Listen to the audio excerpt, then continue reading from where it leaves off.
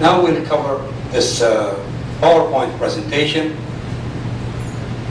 As you can see, the role of agriculture and how it will enhance security and alleviate poverty. I have summarized the entire operations in these pictures. So, these pictures, it's a tree. So, you have a fruit, and you have the surrounding, the roots. So, your fruits, what you want to achieve is secure the food gap, improve standard of living, conserve natural resource, wealth distributions. How many of you all here think Saudi Arabia all rich and they all have oil well in their backyards? Very rich country. We'll find out soon. Promote economic growth. This is 13 provinces in Saudi Arabia. This is your fruit. Now, in order to get your fruits, you have to do your fertilizer. You have to feed those roots. What are those roots? Water optimization, monitor. This program cannot be monitored by government. It must be monitored by NGO and civic society. Establish insurance, improve infrastructure, establish a reliable center, marketing, improve investment opportunity, good governance and transparency, and establish information center. Luckily, all this was in Saudi Arabia. They are in a very small department, not operating well, except this. These are not there. Monitoring by the civic society.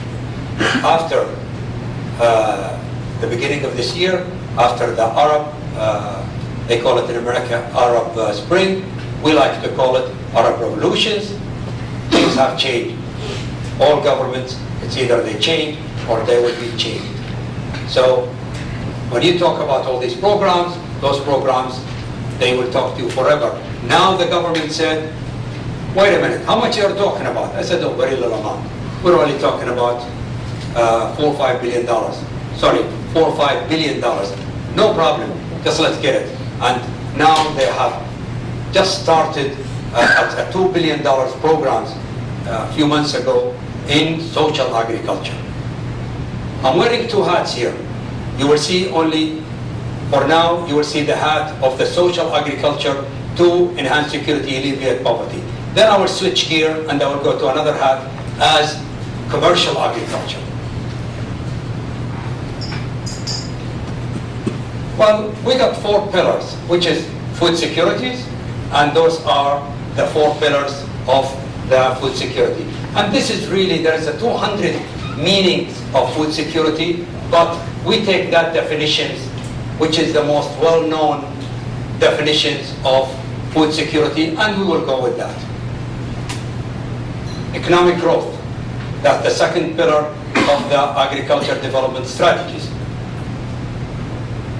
Water optimization, and that is the programs for all the water optimization. And then corporate social responsibilities. We have to be responsible for the others. I'm very happy when I came to the US that they start to talk now about the US is 15% poverty, 15.1. It's very good. Let's talk about it more. And then we start to, the more we talk about it, the better it could be solved. It might be not solved tomorrow, but the more you talk about it, the more it addressed, it will be. It's not good for the society, for the people to go and invest billions of dollars in one airplane. Sure, it might serve a handful of companies, but what does it do to the society as a whole? This is the role of agriculture. Improve food security, promote economic growth, water optimization, employment, alleviating poverty, and rural development. This is the amount of peoples are hungry. 2009, estimated 1 billion people and the number was expected to decline. world population, as we said, on October 30th, sorry, I said 13, it's October 31. This is here, the amount of food is imported by the GCC. The GCC is all the Saudi Arabia and the Gulf countries. We imported in 2010, $28 billion, and Saudi Arabia accounts for 65% of that, and the trend is going up. Saudi Arabia is going up by, the population is nearly 3.5%. That is massive. The city, when I came to Tucson, Arizona, the city, we can say about 300,000, the capital of Saudi Arabia, Riyadh. When I came here, it was about 300,000 or so. Now the city is 5 million people.